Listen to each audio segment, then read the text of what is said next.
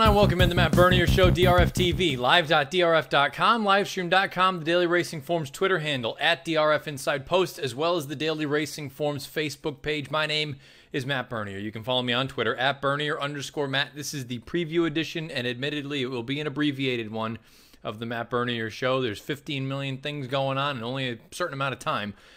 If you listen to this podcast, like most of you do, YouTube, SoundCloud, iTunes, video.drf.com. If you're over on YouTube, click that subscribe button, give us a thumbs up. You get all the latest offerings from DRF TV. And if you listen on iTunes, write us a little bit of a review, give us a positive rating.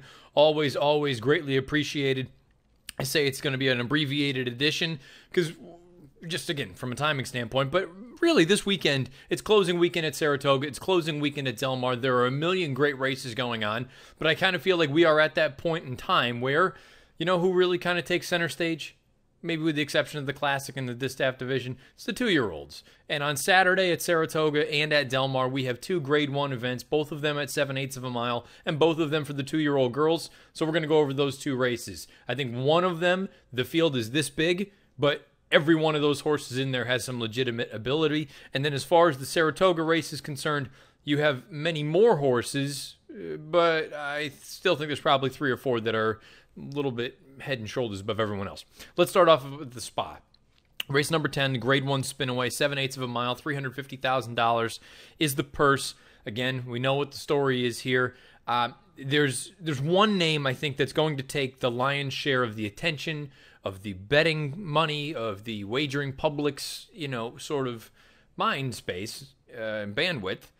This is the 7, Chasing Yesterday. Chasing Yesterday comes in for Bob Baffert and Mike Smith. She is a 2-year-old. She is by Tappet. She is out of a Yankee gentleman mare named Little Princess Emma. If any of that rings a bell to you, for good reason, this is the mare that threw American Pharoah. So she is Chasing Yesterday, the little sister, the little half-sister to the Triple Crown champion American Pharoah. Her career debut was sparkling. You couldn't really have asked for much more. And let's go back and revisit that. This is from July the 28th. Her career debut, Trevor Denman with the call. Honey from the south tries to hang tough at the rail. These two are in their own private little match race here. Homeward Bound and Mike Smith now as Chasing Yesterday to run, and she does so willingly. And Chasing Yesterday now puts away Honey from the south and will win this one very easily. Chasing Yesterday never really looked like losing, wins at about 4 in the end. Honey from the south second. Culver Miss was third. Scott 86 Beyer speed figure, 107 Timeform US rating for Chasing Yesterday, winning that maiden race at Del Mar, going 5.5. Now, she's got to stretch out a furlong and a half to 7/8 of a mile, but the way that she galloped out, I don't think that's a problem. You look at the pedigree, obviously, distance shouldn't be an issue for her. She has the figure. She has so many things going in her favor. I really think she is the most likely winner of this race, bar none. And that's not meant to be a knock against any of the other girls in this spot. I just think, boy, what she showed, and the fact that Baffert is willing to ship her out of town, and we'll talk about the other Baffert entrant running in the Debutante later on, but with Chasing Yesterday, to me, it's always a vote of confidence when he's willing to move horses out of town. He thinks they can handle the ship, and he thinks that they are ready to handle some new surroundings, some things that they're not familiar with. Not to say that the horse is based in Southern California, he doesn't feel that way about, but the fact that he's doing it in the second lifetime start at a track like Saratoga, where there are some other good, talented fillies, I think it's a very, very positive move and sign, anyway, that Chasing Yesterday has been shipped to New York. I bring up New York also. This is not a secret sort of formulator fact, but it goes without saying. Past 5 years, Naira, Bob Baffert, and Mike Smith, they're 13 for 15. That's an 87% strike rate, 14 times in the money with a 654 ROI. Smith is going there to ride Chasing Yesterday. And I realize he has a mount in the Woodward, but he's there to ride Chasing Yesterday. They're going there with intent. 13 for their last 15 over the past 5 years. It's a number that's very, very difficult to get by. And if you were trying to find maybe the field that she beat wasn't very good. She won by 4.5 lengths in the runner-up. Guess what she did? Honey from the South. She came back and earned an 82 in her next start. Chasing Yesterday, to me, is strictly the horse to beat. If you're looking for the local hopes, though, the horse to beat has to be the horse that won the Schuylerville, the Grade 3 event earlier this meet for Mark Casse. That's the number 4, Catherine the Great. She was very, very impressive down at Gulfstream Park, going 5 furlongs, excuse me. But it was over a sloppy sealed racing surface, and until they prove to you that they can do it on a fast main track, there's really no telling, is it legitimate or is it, sort of slop-aided. Not only that, she'd need to ship to Saratoga. She'd need to take on decent horses. She did all that very, very impressively. Here's the stretch run from Larry Colmus. As Eye in the Sky comes out there 4 deep, a 44.64 half. They're into the stretch. Catherine the Great, the leader. Nona Madeline's a length and a half behind coming into the final furlong. Serengeti Empress is third. Lady Apple is fourth. Congrats Gal down toward the inside. And Eye in the Sky, but it's Catherine the Great. Catherine the Great's gonna go all the way. Catherine the Great and Jose Ortiz in the 100th Schuylerville.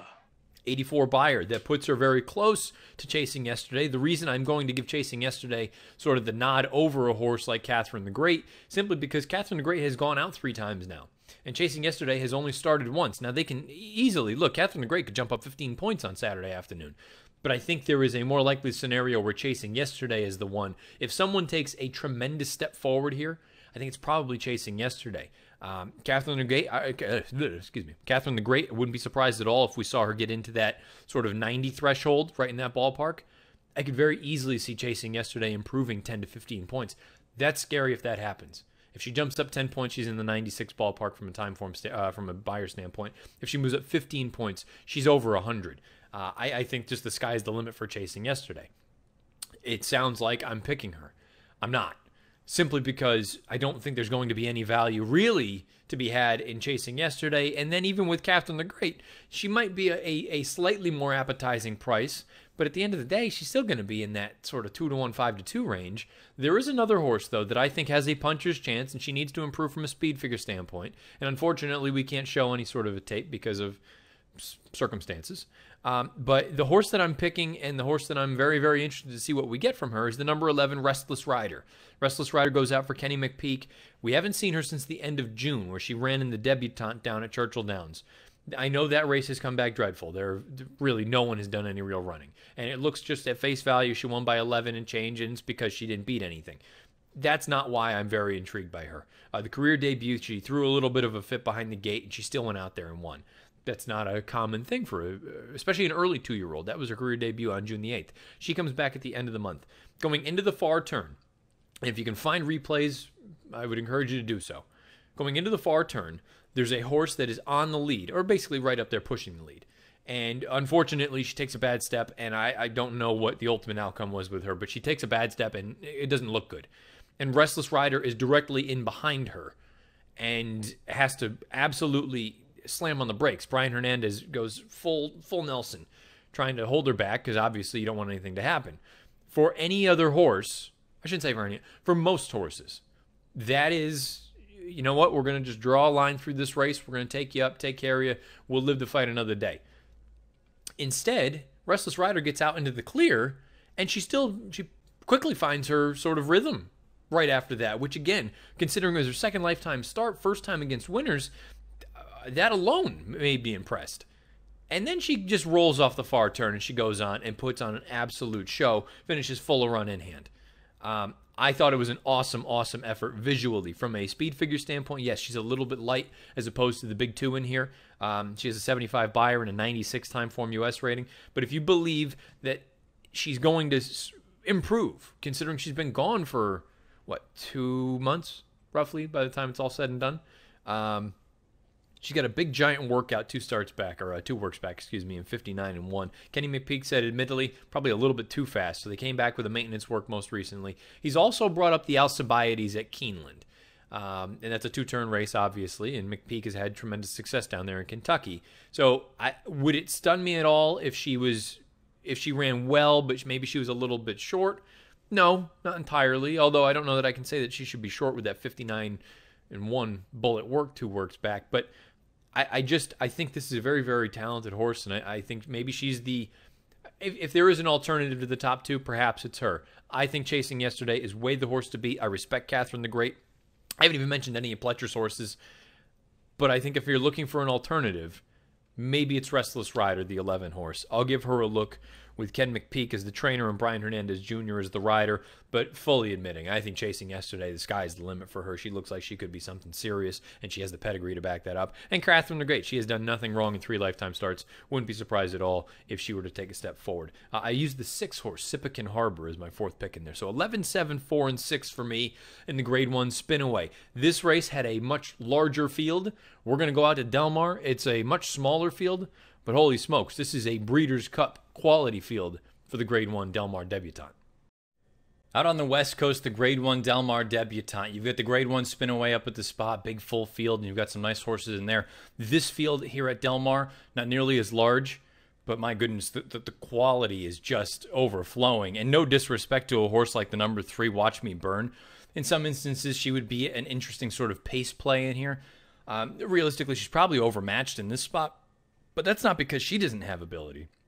I think it's because you potentially have 3, maybe 4 legitimate sort of, I hate to throw the word superstar out there lightly, but you've got 3 to 4 horses that look like they could end up being serious race horses.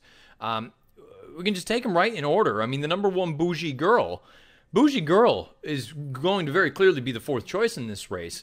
I found it interesting that they worked her on turf 2 starts back. She was no match for Bellafina most recently, but look, she's done nothing wrong in 2 lifetime starts. Buyers of 81 and 84, time form US ratings of 105 and 106. I think she's got a ton of ability. Wouldn't be surprised at all. Keep in mind, there is that juvenile turf sprint now for the Breeders' Cup. I wonder if that turf work was just to find out how she would handle it. We'll find out and see in time. She's very talented, but I just think she's overmatched by the other big 3. The 2 is Brill. Now, let's start off with Brill. We're going to go back to July the 18th. The word was out that she could potentially be a monster for Jerry Hollendorfer, and she was really the kickoff to all of the success that Hollendorfer has had with the juveniles this meet. This was a very striking performance. We're going to take a look. Trevor Denman with the stretch runner, the maiden score in the career debut for Brill. Sticks her neck out and comes after them. Top of the lane now. Del Mar May gets the lead, tries to go on. Brill on the outside, running a big one. True Validity getting involved late. Coming to the 16th, and Brill is striding out in the centre. Big run from Del Mar May, but Brill's class came through in the end, and Brill strides home impressively. Brill wins it from Del Mar May. True Validity. 88 buyer speed figure, 108 time form US rating. She wins by a length and a quarter. The 8th place finisher is a next out winner with a 77 buyer speed figure. The 8th place finisher, the runner-up Del Mar May. She runs 2nd in the Sorrento, a graded stakes race in her next start, and she earns an 84 buyer. Brill, the other piece that was so impressive about that, she didn't get out of the gate very alertly. I look at that most recent work, that bullet in 59 and 4. I think she's going to be ready to go. You have positive formulator facts for a horse like Brill and Jerry Hollendorfer for past 5 years. Maiden winner last out, 2nd-time starter in a graded stakes race. 3 for 8, 5 in the money with a 142 ROI. The reason the ROI is so low is because these horses that have gone on to win, they're relatively short prices. Brill will be just that. I do think it's very important that she has shown the ability already to sit and pass horses. Not saying that these other girls can't do that, but she's already proven that. I also think it was an educational sort of debut. When you break as slowly as you do or bobble like you did, you can only improve from there.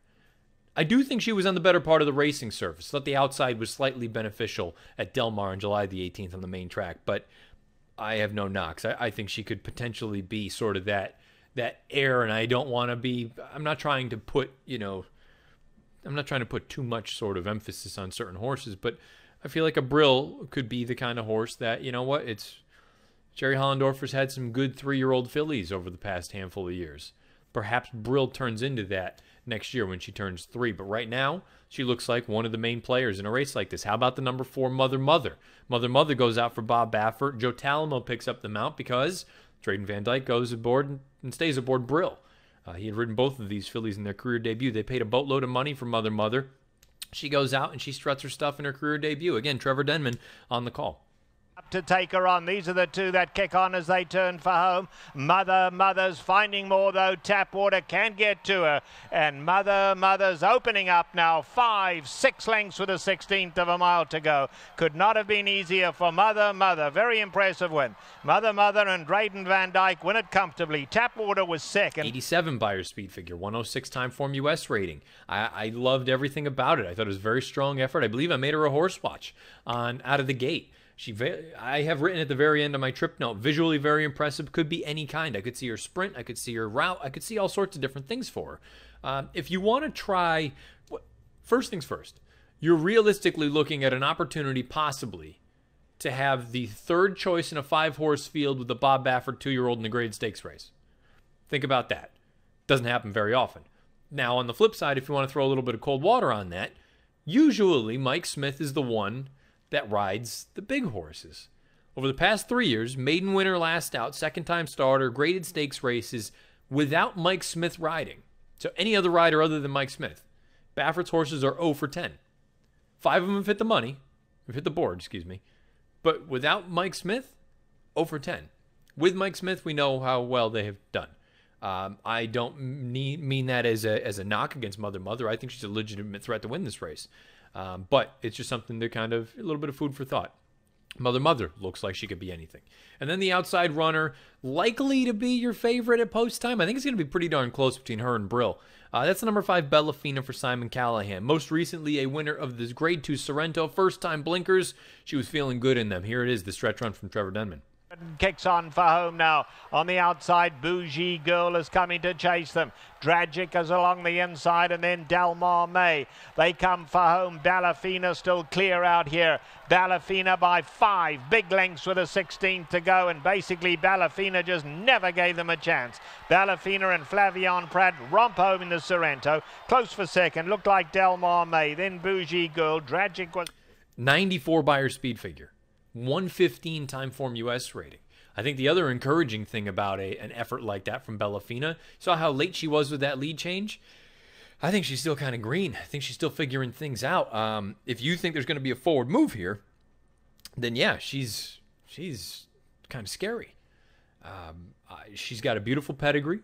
She's a full sibling to Diamond King. We know what Diamond King's capable of. He's one of those Mid-Atlantic horses down in the Maryland area. I think she's very, very impressive. And again, I can't overstate it. There's a real chance that you're looking at this race on Saturday in a 5-horse field. I don't think it's out of the realm of possibility that you have 3 of the 5 favorites for the Breeders' Cup Juvenile Fillies, should they all get there.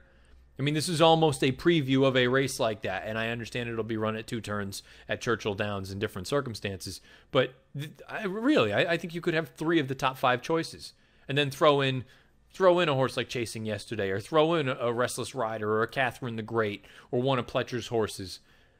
I think these 2-year-old fillies are very strong. I think the 2-year-old colts are very strong. I'll button things up like this. I'm picking Brill in here. I thought Brill was just very impressive, and again, I can't overstate. I think it's very important that she has already shown that she can sit and pass horses.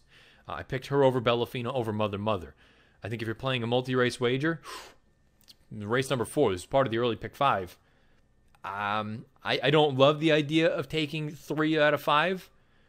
For me, it's either, especially in a spot like this, it's usually put most of your eggs in one basket, if not all of them, or take the whole lot. This might be one of those rare instances where I don't have a real strong opinion one way or the other. You could do whatever you need to do. I think it's a fascinating race, and again, it'll be interesting to see when we come back for the recap edition on Tuesday, how these 2 races shook down. Because, this race wouldn't surprise me if any one of those 3 won. I'd be a little bit surprised if Bougie Girl won. And again, no disrespect to Watch Me Burn. I'd be very surprised if she won. And then at Saratoga, it's a larger field, but it still, to me anyway, feels like there are 3 or 4 horses that you're going to have to beat them. And if one of those 4 horses win, I wouldn't be too surprised either. I just think overall, the 2-year-olds, we're in good shape. Let's knock on wood, hope that everything continues on in this sort of direction, and they all continue to improve. You'll also see the boys coming up on Labor Day up at Saratoga closing day, as well as Del Mar. You'll have the Del Mar Futurity as well as the Hopeful up at the Spa. By the way, on Saturday at Saratoga, you also have the Grade 1 Woodward, which happened to draw 14 horses, I believe, and there was no standout in that field. It's going to be an absolute scramble. So plenty of great action coming up. It's a little bit disappointing. Usually signifies the end of summer. The kids are going back to school. All good things have to come to an end. So get ready to roll into the fall season. The good news about it, though, from a racing standpoint, that means we're getting closer and closer to the Breeders' Cup World Championships. So we'll find out. We'll see how things shake down, if there's any big movement in any of these divisions coming out of this weekend. That's going to button this thing up. Again, apologize for such an abbreviated edition. Just a lot of things going on. Got to kind of wrap my head around them. If you've been listening live on Friday, live.drf.com, livestream.com, the Daily Racing Forum's Twitter handle, @DRF Inside Post, or the Daily Racing Forum's Facebook page. Thank you for doing so. If you've been listening podcasts, like most of you, YouTube, SoundCloud, iTunes, video.drf.com, as well as Spotify. Questions, comments, concerns beneath the video player on YouTube, or fire away at me on Twitter. @Bernier_Matt, usually pretty good about taking a look at those sorts of things. I will be back with a recap edition. We'll go over these two races. We'll go over all the other graded stakes races from up at Saratoga. And then you've also got a race like the John C. Maybe out at Del Mar on Saturday afternoon. We'll have to get a little bit creative because it actually won't be on Tuesday. Probably be on Wednesday, considering Tuesday is my off day and then Monday is the holiday. So Wednesday it'll probably be uploaded sometime later on in the afternoon. But we'll have all sorts of good stuff for you up there. So best of luck this weekend, however you're playing, whatever you're playing, wherever you're playing. This has been the Matt Bernier Show.